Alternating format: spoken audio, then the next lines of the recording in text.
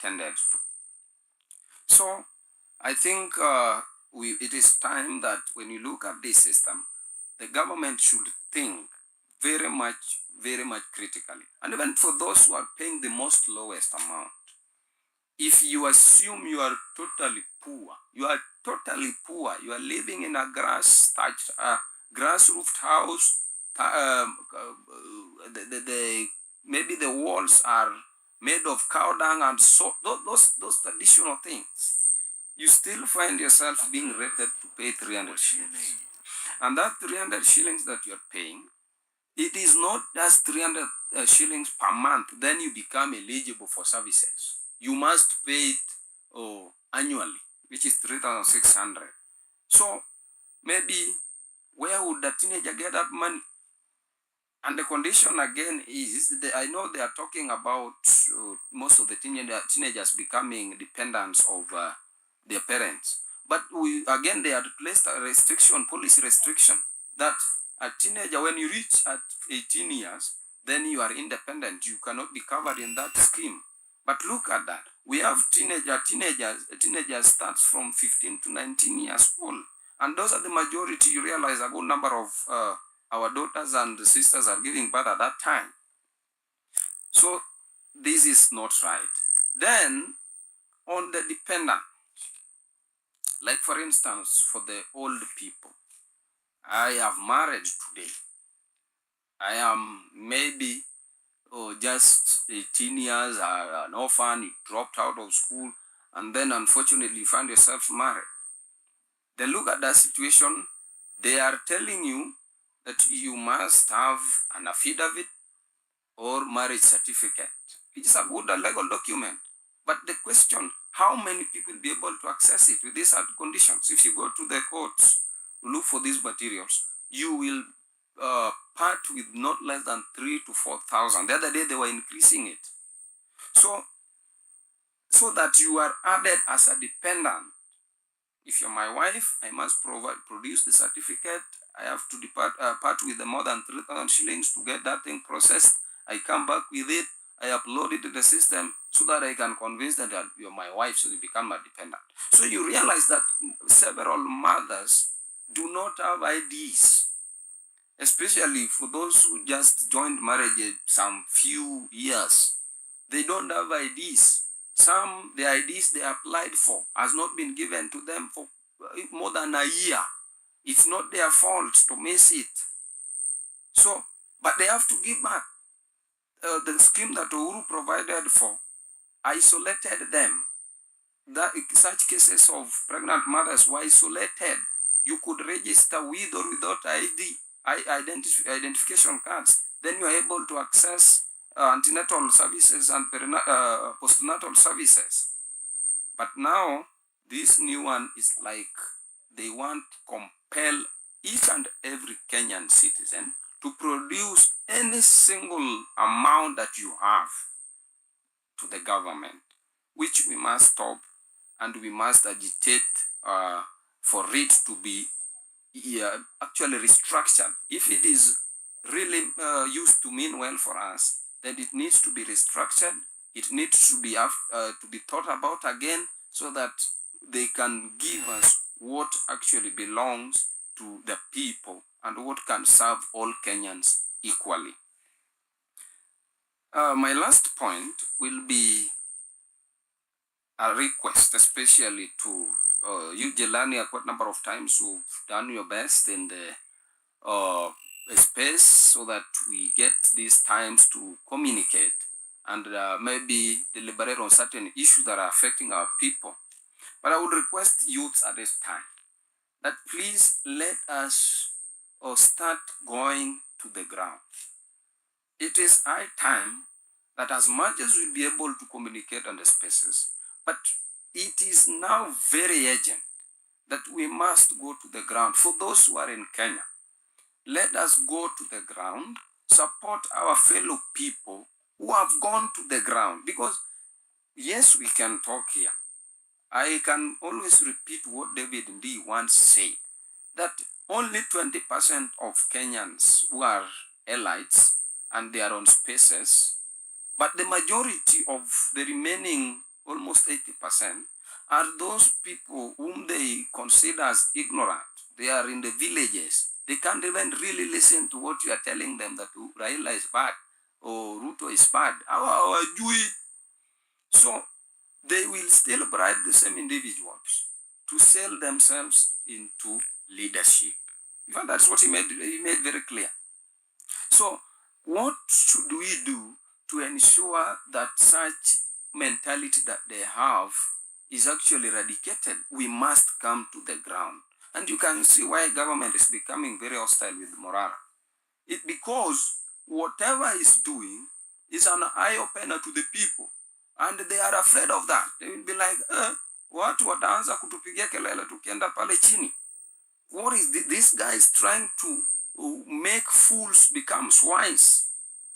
So, and even he was trying to re-engineer the campaigning financing. And that is what they hate. They want to steal taxes, come and dish out 50 shillings, 100 shillings, and then they go with their votes to continue stealing. That has been the process that the politicians have been using to acquire or to steal our future and to steal our election results. So I am requesting that let us, for those who maybe are not inside in the country, let us unite together. I know you are able to reach a few influencers. These people, you people can come together like you came together during June period, so that we still come together and support those who can appear on the ground and hold serious rallies.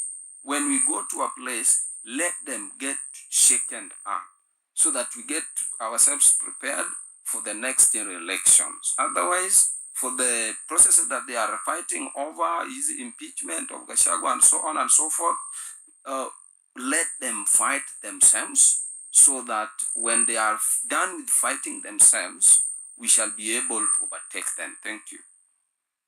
Thank you, Apio, for your submission. That was very detailed. I appreciate you. I think the most compelling reason why SHIF is very terrible and we must start to have very serious conversations about rejecting it and going back to the streets if that's what's necessary is A, SHIF is more expensive than commercial health insurance policies. You're better off instead of paying SHIF and then going to fight with the government on whether they're going to pay your medical bills or not. You're better off having a commercial insurance policy because if you compare them shilling to shilling, you'll get more value from Jubilee Insurance than you would from SHIF. So it literally makes no sense. And then now, this Linda Mama thing. The reason Linda Mama was such an important government-driven campaign was because at that point there was a lot of maternal deaths. Women were really dying giving birth. And the whole world has figured out how to keep women alive when they give birth, but Kenya we hadn't quite gotten there yet. So Linda Mama was the government's intervention to prevent maternal death. So women would get all their pre-clinics taken care of, all their maternal clinics taken care of. I think also all the vaccinations once the kids were born.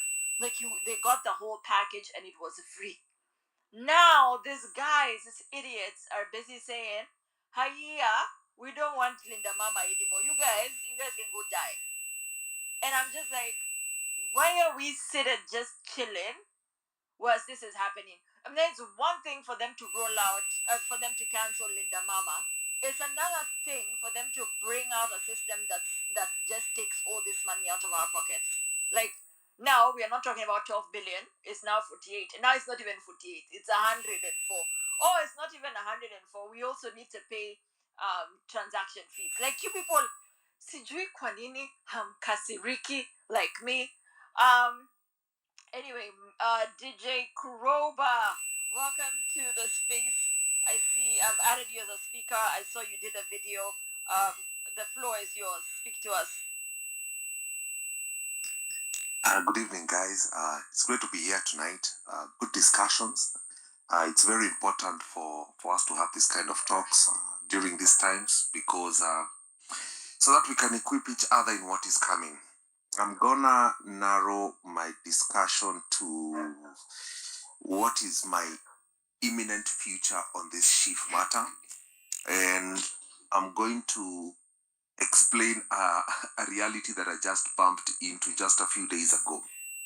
So this SHI Act under SHIF, it's where it covers dialysis, and I realized there is on the for those patients who are pursuing a transplant route, you might think that the contributions you're contributing will actually cover the transplant, but according to the actual law, the law is designed in a way that some major surgeries will be covered by the government fund and some small ones will be covered by the actual contribution. So something that was covered in HIF just a few weeks ago is now no longer covered under under SHIF because the government still hasn't done its contribution towards covering those ones. So that was a huge curveball for us to adjust to because as we are heading towards my wife's transplant now, whatever budget we have, there we go, and my God, what a curveball that was for us because previously NHIF was contributing 600 Gs for this one, and then on this sheet they're actually contributing more, but that 700 that they're actually contributing should be under the government contribution, but not under your own personal contribution. And they have all these many covers that they have been, like the other day I noticed they had a dental cover, but that dental cover is covered under the government contribution. So if you go to any public place for dental cover, if the government hasn't contributed, you still don't get your dental work. So there is a lot of information that is not properly out there, that takes a lot of digging, and no one has time to do this digging unless you're directly affected. The moment you're directly affected, that's when you dig in, and then you realize, oh, kumbe kuko hivi, oh, kumbe kuko hivi, and it's such a curveball. Man, I don't know where our country is going, but what I like about where we are is we are discussing, and the more equipped we are, the better off we are, the better decisions we'll get to make, and the more we'll know on how to get the best out of our own government. So I wanted to mention that this is a good conversation to have, not for now, but for the near future. Awesome. Thank you so much, DJ Kroba. I'm really sorry to hear about those changes that are going to, really impact your wife being able to access the treatment that she needs. This is what I keep saying about the cost of corruption, and it being like, the cost of corruption is human lives. People are put in harm's way. People end up dying, even because someone at the top, or someone that's in a position of power, or someone that's supposed to be writing and protecting policy in this country has decided that they must become a billionaire come what may. That is a cost. The cost is you have policies that are written that cause deep suffering.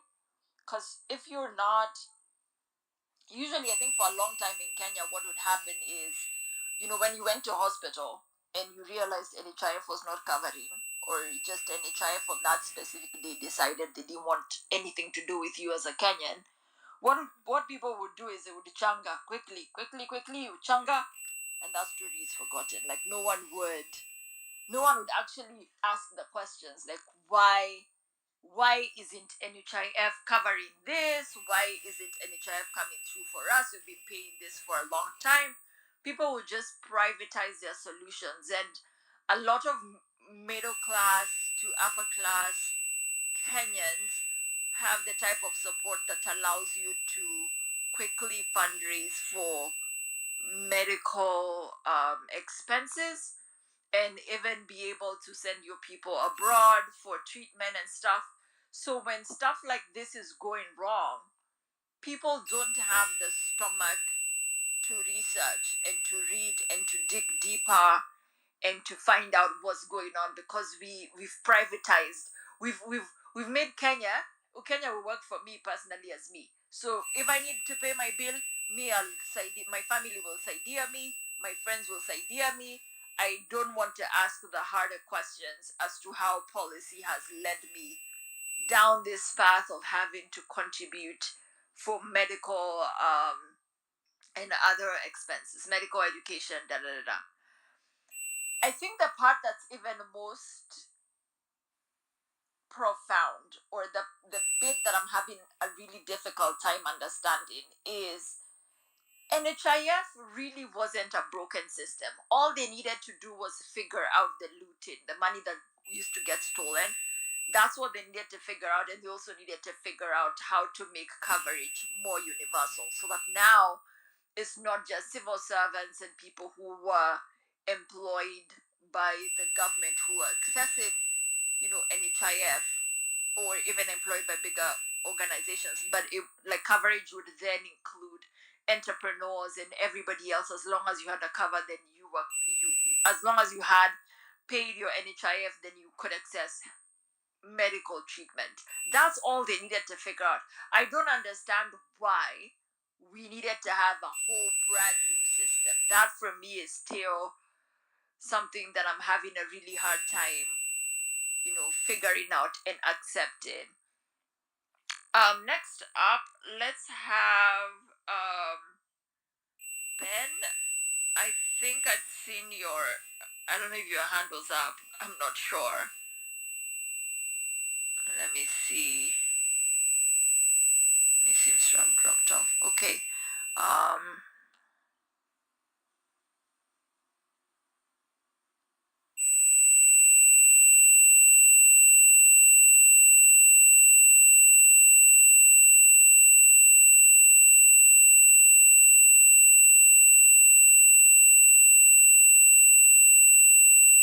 sorry, I'm having a hard time seeing the hands that are lifted.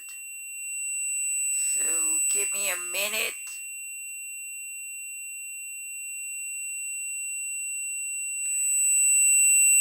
Anwale, are you there?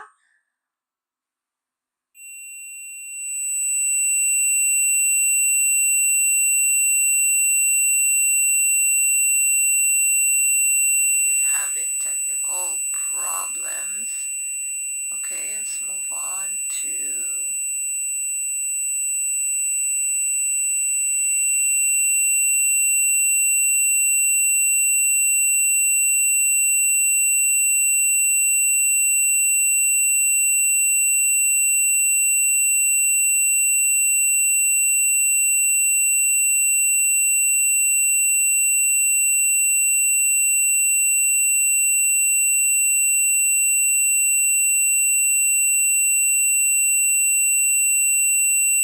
Lavani. Can you hear me?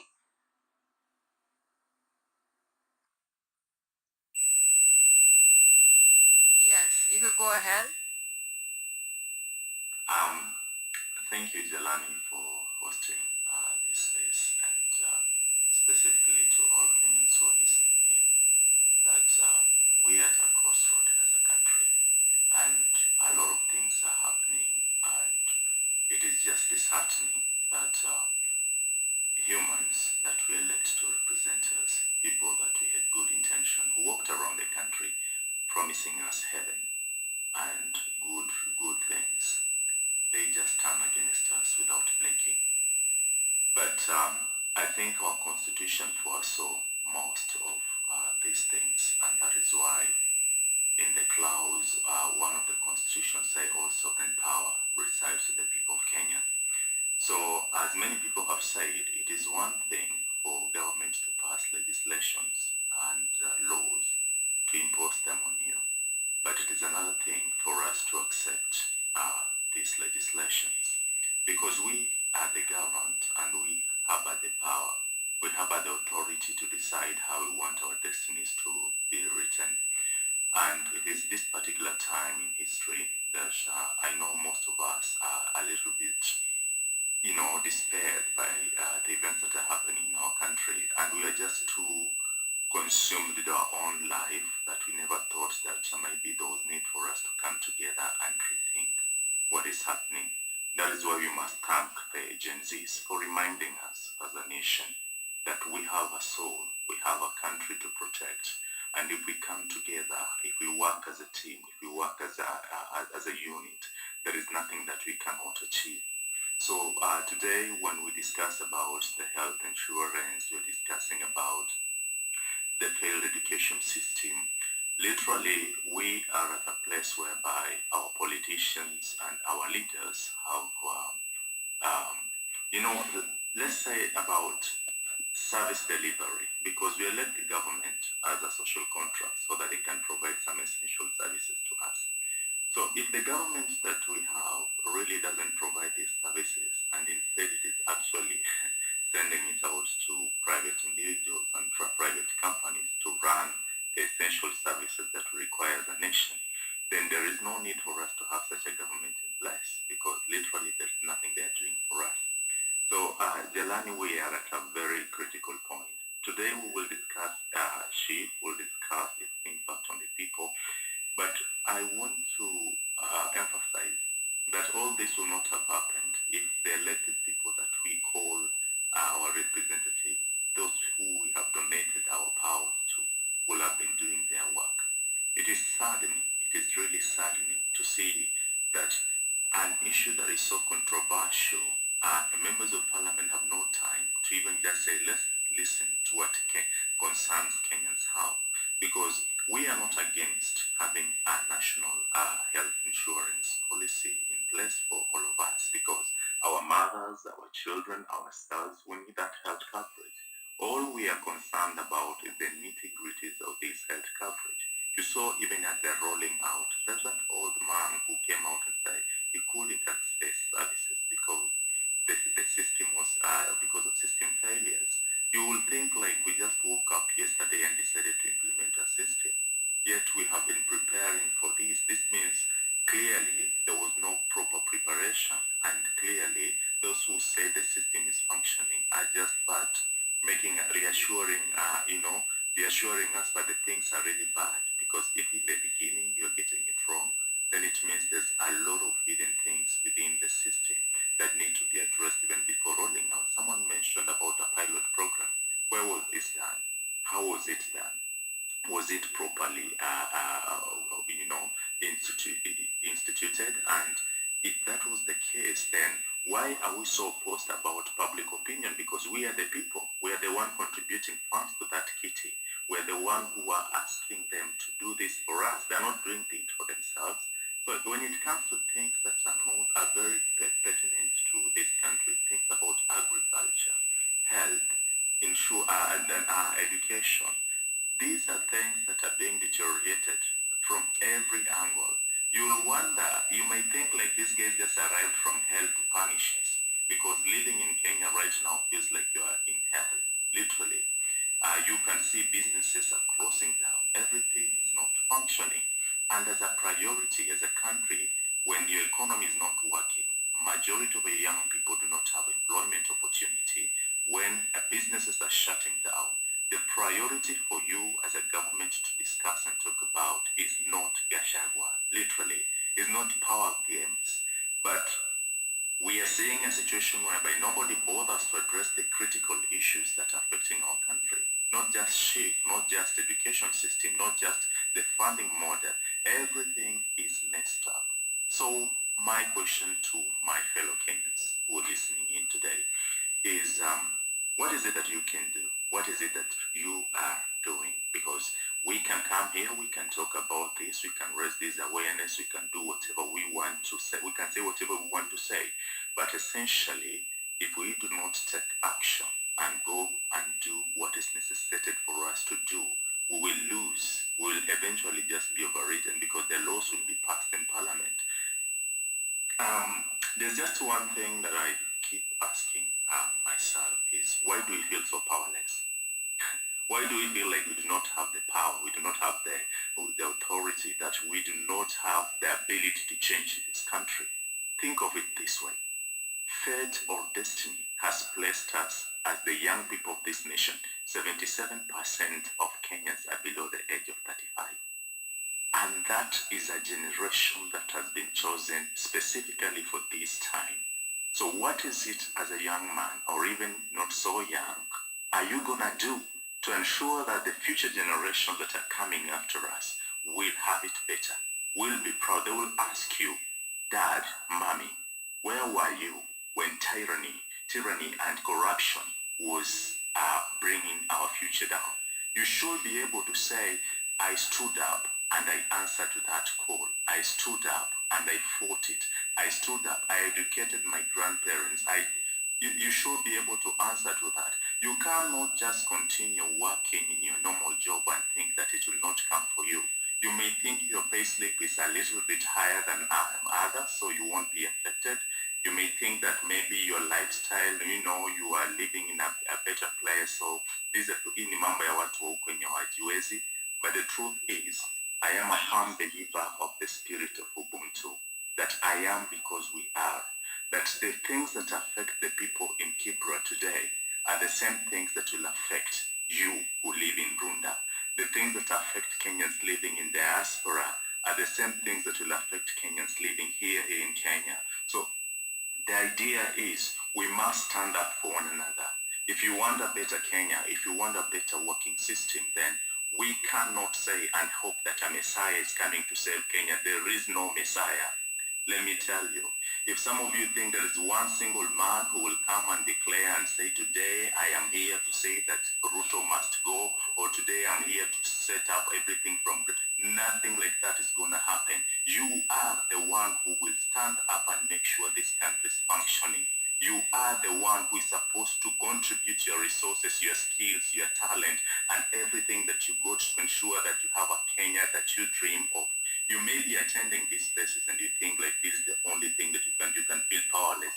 But remember, if a campaign is raised today, like some of the campaign you are going to announce about is, how are you going to support that? How are you going to support that individual who is going down to the streets and just saying this is wrong?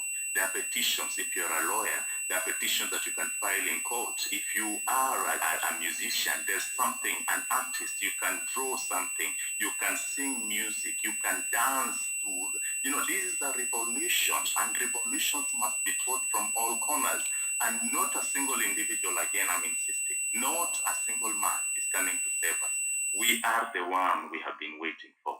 So if you think there is someone who is coming and saying, okay, fine, guys, let's do this, then you are much, much mistaken.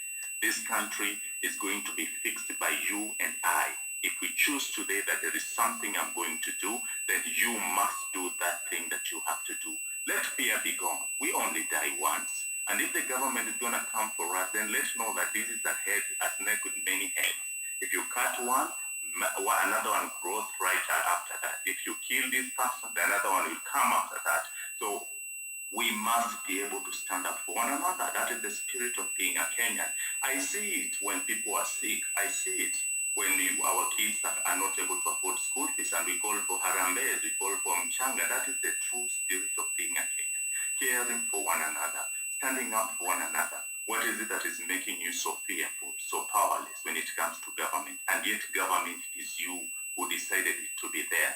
You as a person, if today you say we are done with this Ruto regime and this mother, okay, sorry for that. But if you're done with those people and you just want to say these guys must be gone, then we have the power to implement that. We have the power to do that.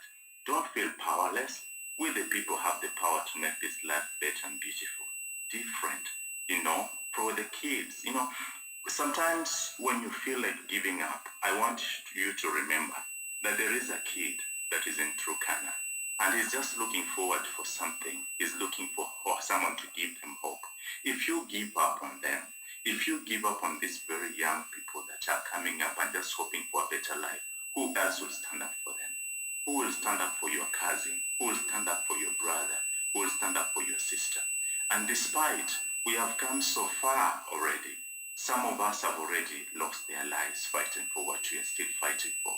So if we give up at this particular point and say there's nothing that we can do, we are letting them down. We are dishonoring their spirit. We refuse to forget them, not just because they were names, not just because they were individuals who were shot down or who died. We refuse to forget them because we believe even us ourselves, if we met with the same fate, someone else will stand up and say, and pick up my name and pick up the fight for us. So we must honor those that you have already lost in the battle. This battle is already deadly. A lot of people have been killed. So there is no fear of death. I cannot assure you that these people will not fight back.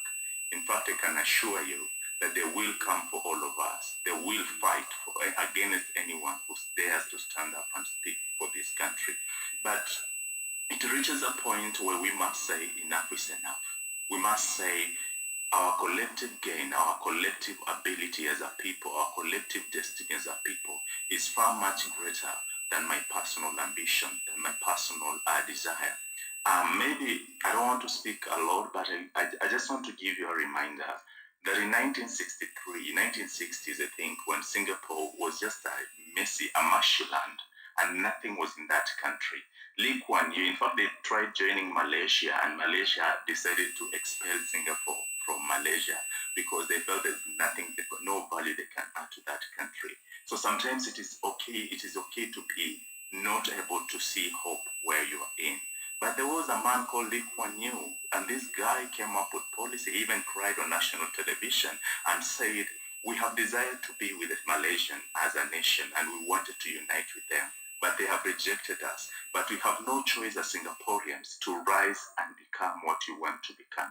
They took their destiny into their own hands. I'll give you another example of China. In 1978, 8 out of 10 Chinese were living in poverty. Literally, there was if you were in those ages, you'll see the Drunken Master movie of Jackie Chan, and you'll see the environment. It was just mashed farmlands, nothing, just rice farmers. In 1978, they decided to take their destiny to their own hands, and you can see where China is today, a global superpower. That is the power that we have when we believe in ourselves, when we believe that there is something that we can do to change our lives. We can't just live hopelessly, like just be born, go to school, and then get a job, and then die. What about that? Start a family and die? We have a purpose, and every generation in history has a role to play.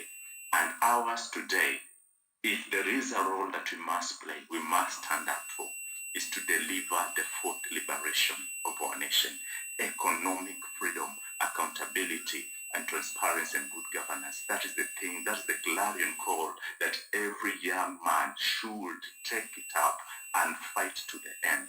So there is something you can do. There is something you can do. Do not despair. Do not give up. We are in this till the end. And if Ruto thinks he can outlive us, we are younger. We will outlive him. If the government or the MPs think they can outrun us, we got the energy. We are not giving up. We are just behind. My guys, this Kenya needs us. My people, my brothers, my sister, my parents, Kenya needs us. Let us stand up for our country. Let us stand up for our nation. Let us say no. Let's say enough is enough. Whatever you got, do it. If you want to support initiative, people are starting initiative. Personally and others, we have come together, we are starting up initiatives. Support those initiatives. When it comes to agricultural business, okay, I don't want to, but I think what I can say is that we are more than capable of turning around the destiny of our nation. And there has never been a more pivotal time in the history of our republic than this one we are in. This is a privilege to live in these times. It is a privilege to be alive in this generational time, because history, when it will be written, it will remember that this generation that we are in, this very moment, this very time, is when Kenya took a turn for the best. Thank you. Let me stop there for now. Thank you so much, Lavani, for that powerful submission. 100% you're right that nobody is coming to save us. I've said this 100 times.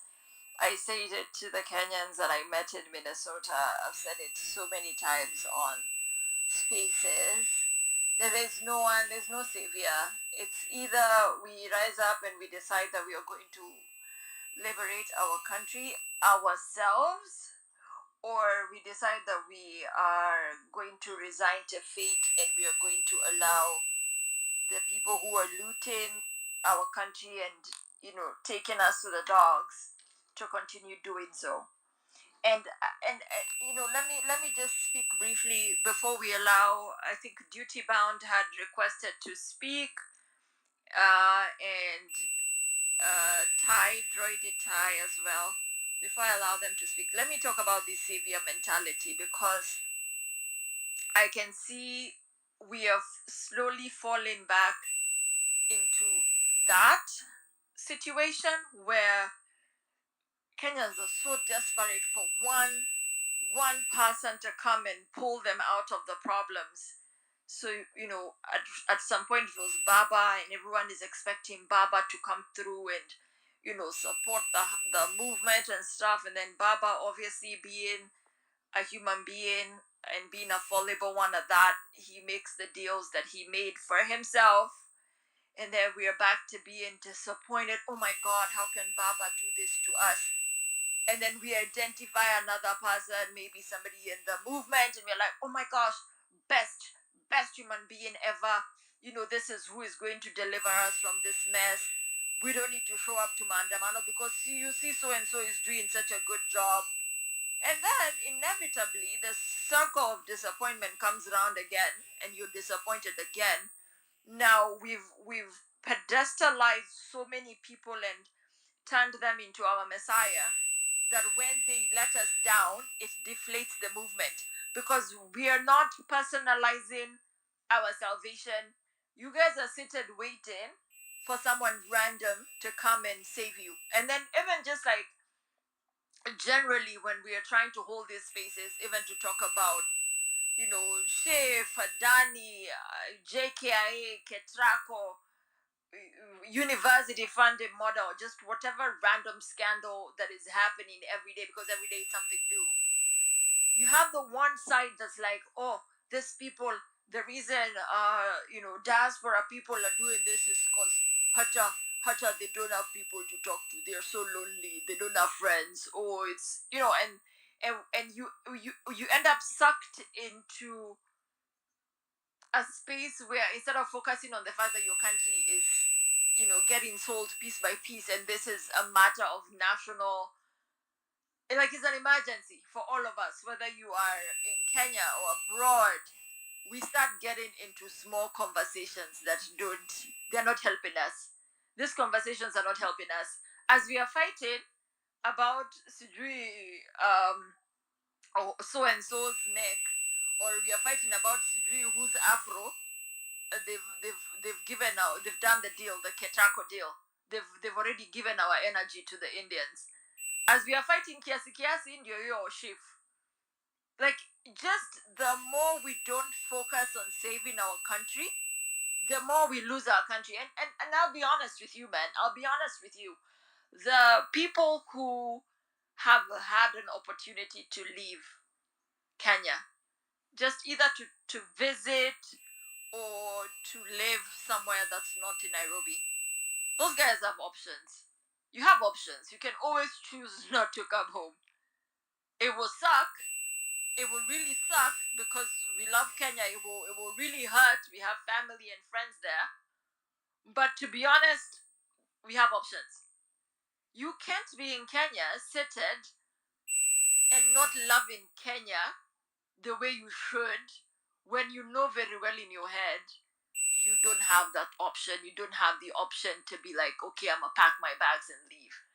We really don't. Even the guys who earn a lot of money in Kenya, like, you earn 300, 400K, it's only a matter of time before that 300, 400K stops doing jack shit for you. Because if you're going to walk on the street and get robbed, or someone is going to come into your house and take your belongings because they've become so impoverished they can't survive without committing crime, then whatever it is you're making starts to not make sense. So I really did want to hammer that point of there is no savior, there is no army, there's no Calvary. It's us. It's us who have to stand up and fight. So Jelani can hold a space where we can rant and we can talk and we can discuss and we can strategize. Another person can mobilize in Nairobi. Um, another person can say, I have brought together diaspora people. Here is $1,000 for you guys to buy Maji and whatever flags. Da da da da. Like all of us need to play a role in getting these people out of power. Because I assure you, if we get to 2027 with the lethargy that Kenyans at home are now like, tumefika point here, siwafanya tu. If we get to 2027, the tears, bro, the tears. Anyway, let me let other people speak. Let's have, in this order, let's have Daniel Moli, and then no, let's have Duty Bound, and then after Duty Bound, let's have Daniel Moli, and then Drodi Tai. Duty Bound, you can go next.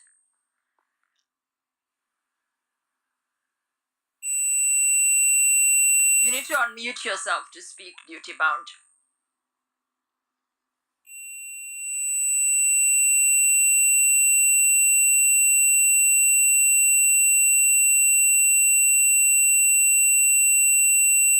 Duty Bound, are you there? Okay, we can't hear Duty Bound. Droidy Tai, are you there? You could go ahead as we wait for Duty Bound to figure out his mic. Mine now audible. Okay. Go. You could go after Drody. Duty Bound, you can go after Drody Tai. Okay, everyone. Let me pick up from where you left, Zelani. No one is coming to save us.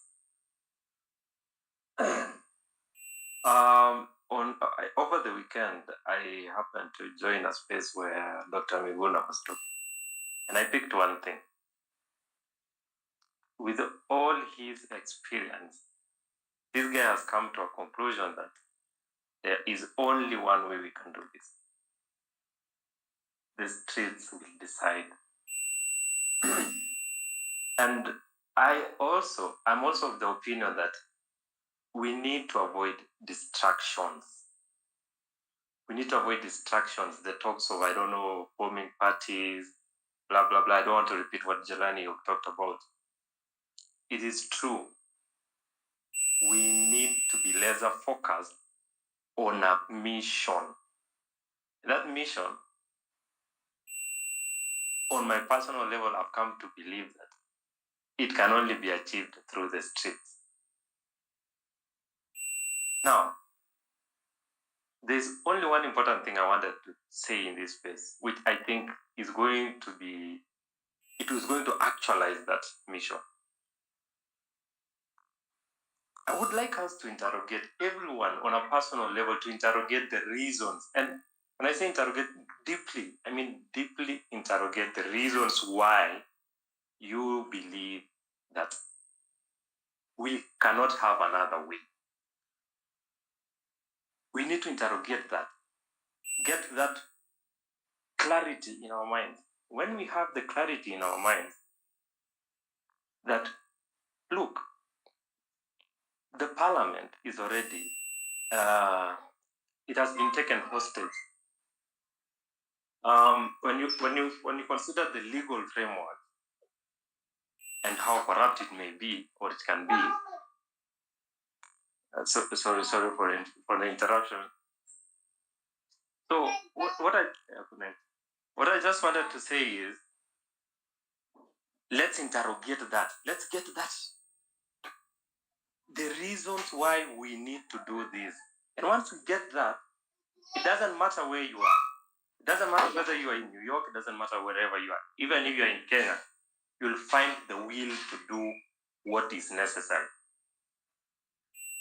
And so, because what I have come to realize is that what happens is that with the confusion, people tend to lose focus. And that's my clarion call, I would say. Let's be laser focused on one. Why do you believe this is the only way? And let's have the clarity of mind on the reasons why you need to do this. Because on a personal level, I'm sure every one of us has been impacted on different ways. So guys, personally, I believe that the only way to untangle ourselves from the mess is the hashtag that we just started with, Ruto Must Go. And that will not happen in any other way other than the streets. Thank you, Zelani. And sorry for the interruptions. My kids were going to sleep.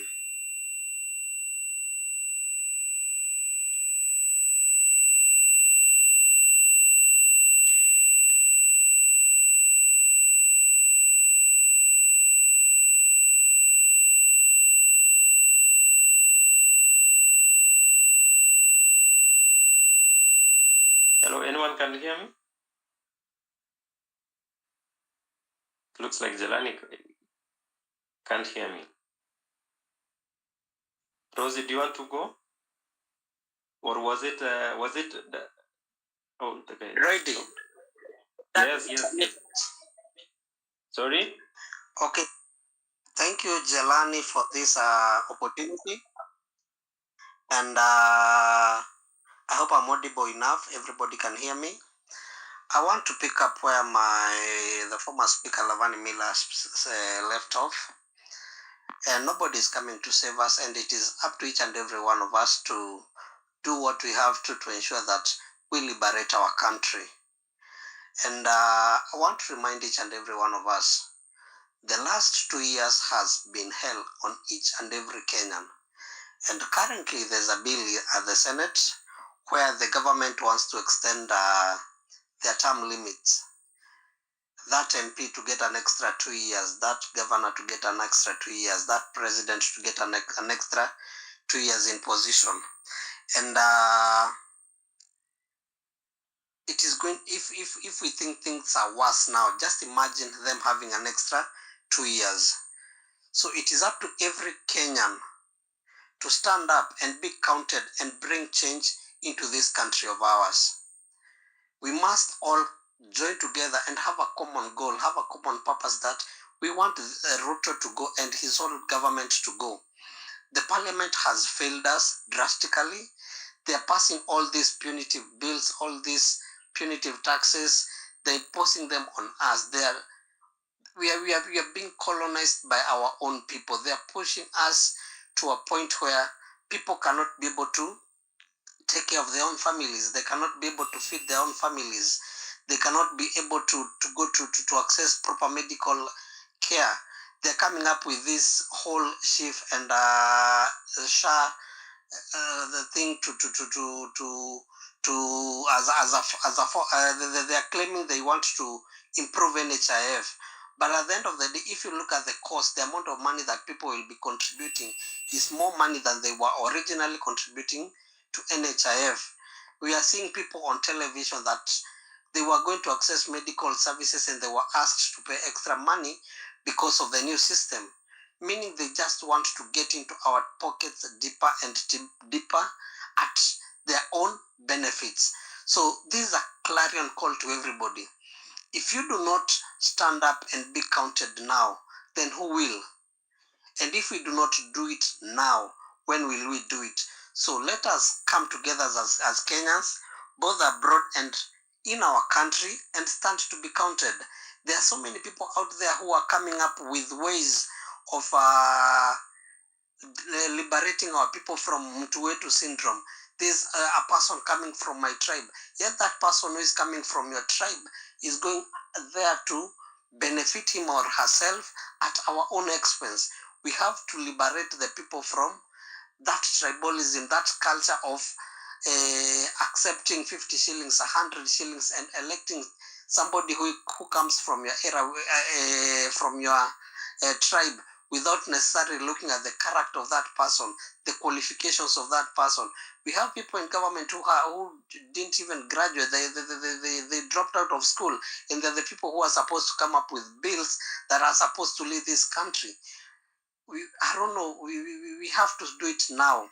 There are so many outfits out there.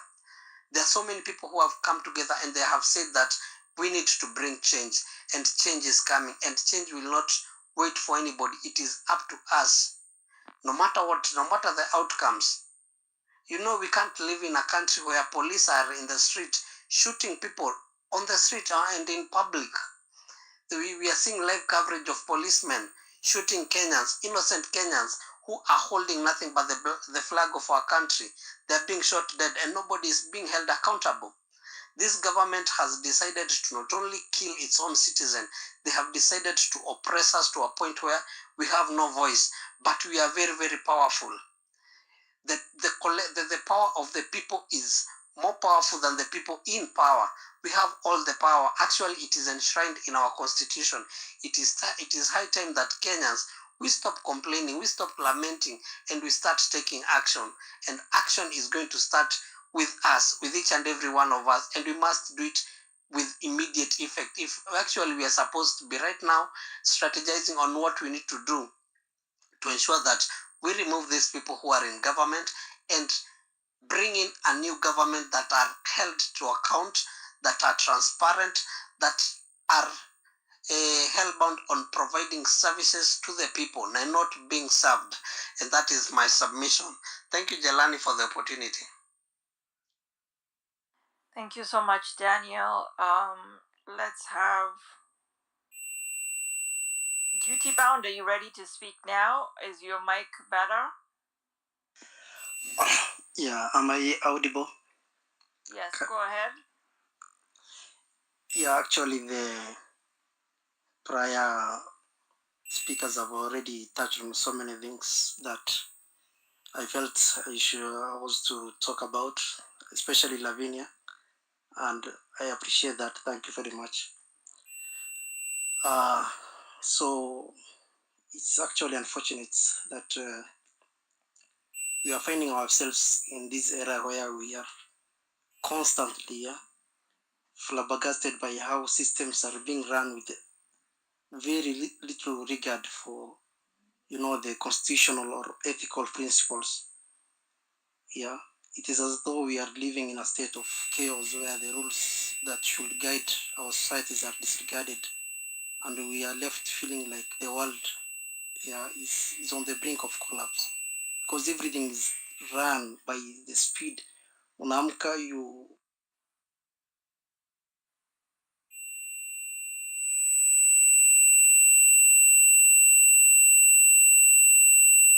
Duty Bound, we lost you. Okay, Brian, your hand has been up for a while. You could go ahead.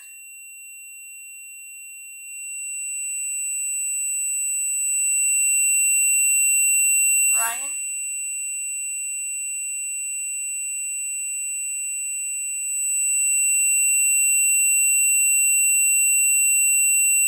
Brian, I saw your hand was up. Do you want to go?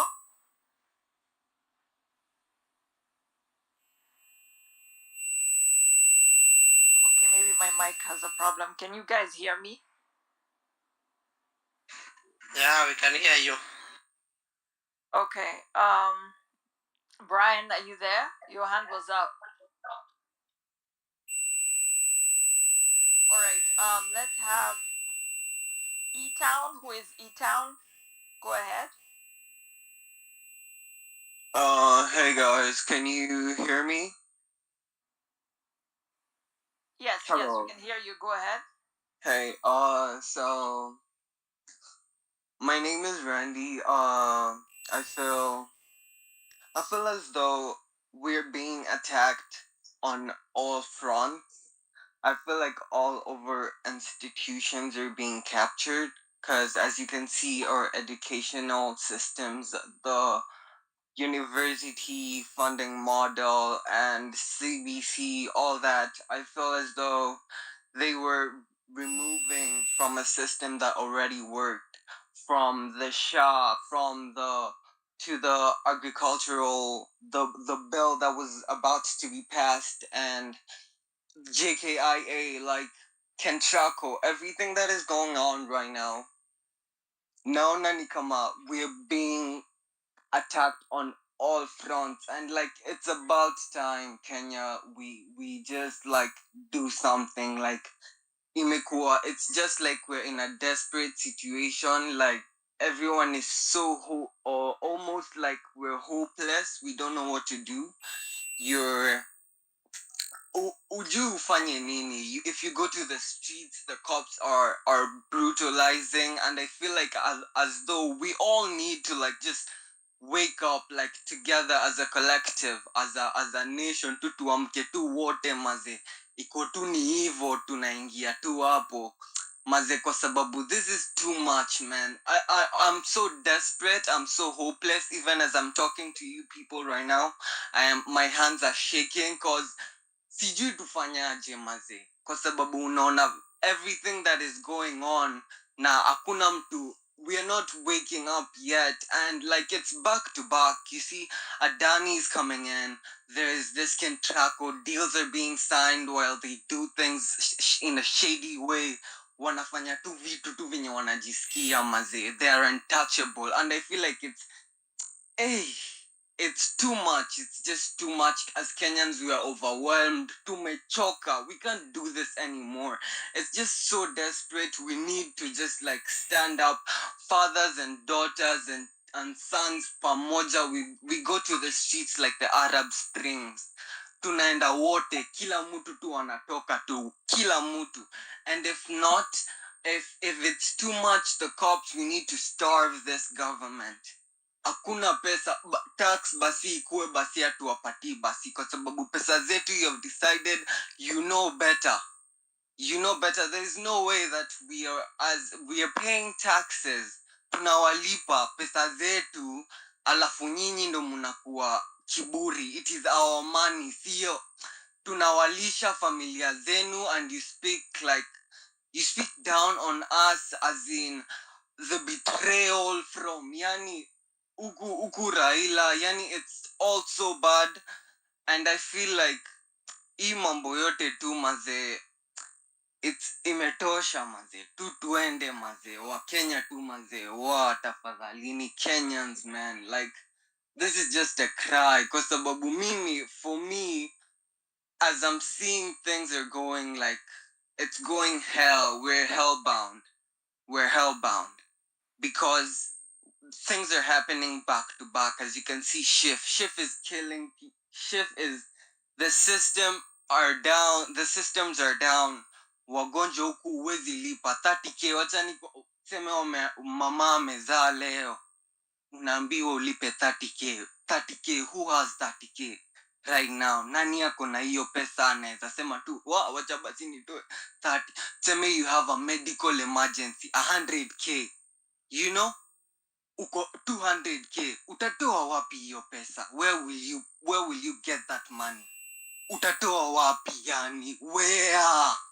Where will you get 100 200 G's to give upeane tu kwa hospitali? And even if you do get that money, tuseme umepata, it will throw you off kabisa, your finances, man. You will go on a spiral, and that is the country we live in right now. That is the country we live in, where if you get one medical bill, it throws you off, you're into debt, umeingia kwa mashida. Yani it's just all so bad. Na tumechoka, mimi nimechoka, sijui kama nyinyi mumechoka jamani. I don't know, there are people who are in worse places than I am mwenyewe. I feel like this, and I know there are people who are like in deeper situations. Na hawaelewi why is this going on? And it's our institutions that are failing us. The legislature is failing us. They cannot discuss our issues. It is under the control of the executive, our judiciary, our courts. The things that are supposed to be like tunakataa, tumezikata, no one is like no one is like anaiangalia, no one is taking care of it, no one is taking care of our stuff. And it's also embarrassing, and it's also hurtful, and yeah, I don't know, do you guys hear me? It's also quiet, I don't know if anyone We hears hear me. you. Yeah, We're hearing you. Yeah, we can hear yeah, you. and I speak with a lot of emotion because I feel the pain of my people. Naisikia, yani, it's so hurtful, and it's so like, it's so horrendous. Nyanya ni 15. Nyanya ni 15. Nyanya ni 15, Joe. How? When has that happened in Kenyan history? Things are just going lower. Wanasema dialogue isn't helping at all. Dialogue will never help because these people are have their mindset. They're puppets. I could say they're puppets confidently because they're not working for the Kenyans. Their eyes are on the globalists. Their eyes are on what on the World Bank. Uko, our country right now is in, our economy is in shambles, man. It's like we are borrowing debt to pay back debt. That is just insane. IEBC is not there. RJ, yani, if say something just happens and we lose someone, like we can't elect, how is that possible? We are a republic, we're a state that is over 50 years old now. We are not like a new democracy or something. That how is that possible? Hatuna IEBC saizi, hatuwezi enda tuseme basi tunapiga kura kesho kutwa, tunaamua ama next week. It can't. How are we living like this? Something needs to change. If you people do not see it at this point, I don't know. I do not know what will make you see it. Something needs to change desperately. Like, there needs to be that change. We need to rise as a people. Lazima tusimame, mazi. It's too much, guys. Just mujiangalie. Just think about just everything. Just fikiria mazi penye imefika. At this point, we are at a corner that, how do you feel this? We are so like, yani, umekuwa hivi kabisa, yani umeshikiliwa pahali, huwezi songa, huwezi pumua. Ukitaka kusonga, uko na karao pale, ukiingia kwako anakutupia tear gas kwa dirisha. Yani, they just don't want us to speak out, yet they're killing us and draining us every day. People in the rural areas are celebrating them because sisi tumeamua tuta spread the word. Tumeamua we will not tell our brothers and sisters in the farthest ends of our country. Tumeamua hivyo. Kenyans, I think we need to style up, we need to shape up, or whatever, and just I'm sorry, guys.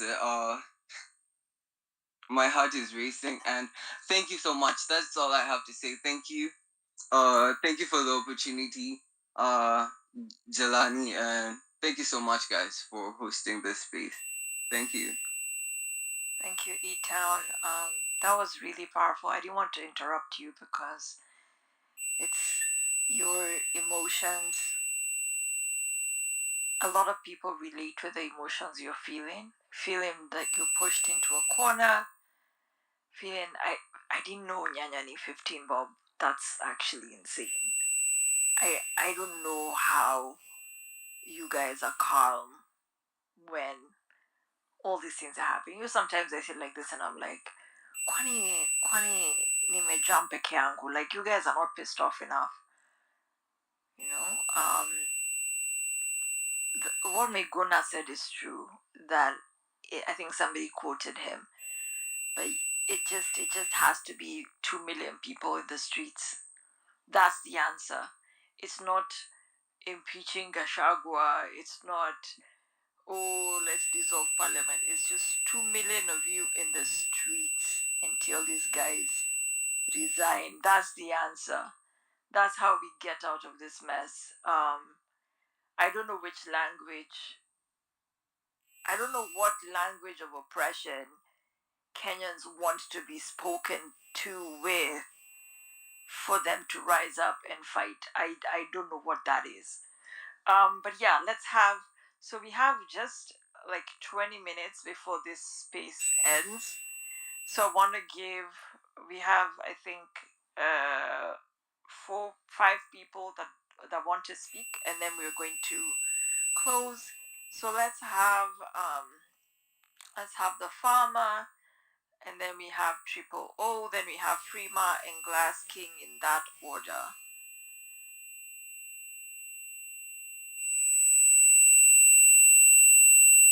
Farmer, are you there? You can unmute yourself. Okay, Farmer dropped. Farmer, are you there? You should unmute yourself to speak. Okay, Farmer is not speaking. Triple O, are you there? Unmute yourself to speak. Triple O.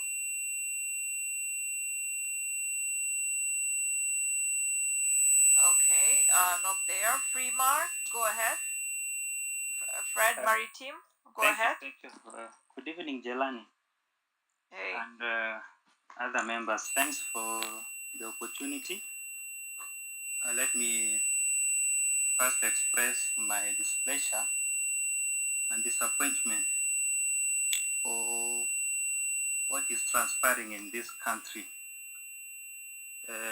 I think democracy is still in trial, and the voice of the ordinary Kenyans is not being heard by the people whom we chose, thinking that are going to defend and represent us. But they are representing themselves and their selfish interests. I'm so pissed off by this, the SHIF thing, because you need to ask yourself why they transit from NHI to SHA. Why? Because their selfish interests. People want to kujisatisfy yale wanataka kama viongozi ama wanasiasa, because what was hard, if it's about having a fair and equitable contribution, so wangeapply hiyo to 2.75% kwa NHIF. Kwani lazima wa transit from NHIF to SHA? Ukiona sahi mambo yanafanyika, like you saw, even not on the SHA, kuna juzi treasury ilitangaza kwamba, unaweza nisikia? Mnanisikia? Can you hear me? Jelani, can you hear me? I'm not. Hey, yes, we can hear you. Please okay, go ahead, but okay. also I need you to land so we can give other people a chance. Yeah, I'm going to be brief. Yes, I'm going. Yeah. I was talking about there is an announcement which was made. It was made by the Ministry. Was it the Ministry of the Treasury, Finance? I think 3 days ago, that the Treasury has set aside 1 trillion to ensure all the Kenyans have access to water by 2030. So why set aside such a huge amount of money? I think it is exaggerated na ni mapema sahi sana. Mbona wasiseme watenge hiyo, watumie pesa sahi kwa hiyo mradi? Ukiona tena kuna mambo ya pay bill until that they are going to increase taxation on pay bill until charges. What does that tell you? That transaction fee itaongezeka, na hapo ndo tutakuwa will add more burden to the mwananchi. We have also the ETR on the rent, the rent. You had Korea, was it on Saturday or Friday? He said that the government has planned, there is a plan to increase tax rent. So, the only solution to this, you know, the only voice our government can listen to is a demonstration, going to streets. You know, we Kenyans and Africans, we have a problem in Jelani. We are so vocal on social media, but when it comes to exercising it